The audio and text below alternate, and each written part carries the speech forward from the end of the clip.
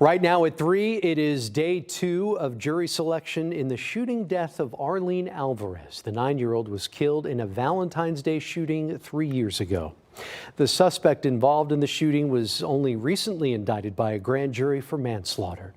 Good afternoon. Thank you for joining us. I'm Andy Sirota. Tony Earls has been in jail since May of last year, but he was facing charges unrelated to the shooting that killed Alvarez. Our Zach Lajoie is in the newsroom with more details about this very layered case, Zach. Andy, absolutely. This case from the very beginning has had a lot of chapters.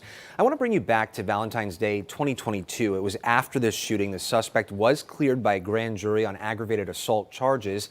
Soon after, a special prosecutor was appointed in the case. So here's the background. Arlene Alvarez was with her family in Southeast Houston, headed to get pizza on Valentine's Day when she was struck by a bullet.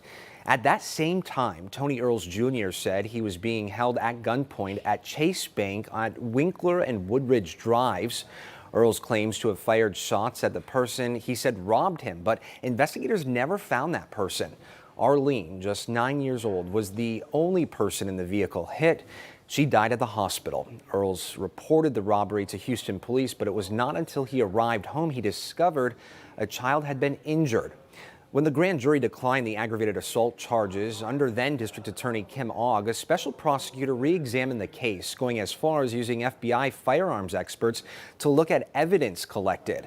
Arlene's family hired its own team of investigators. More than 2 years after this shooting, Earls was charged and indicted, this time with murder. Which brings us to the end of July of this year, when Earls' defense attorney said his client was facing manslaughter charges. This afternoon, I spoke to Arlene's family. As you know, they've been present and fighting for justice every step of the way. They vow to continue that fight.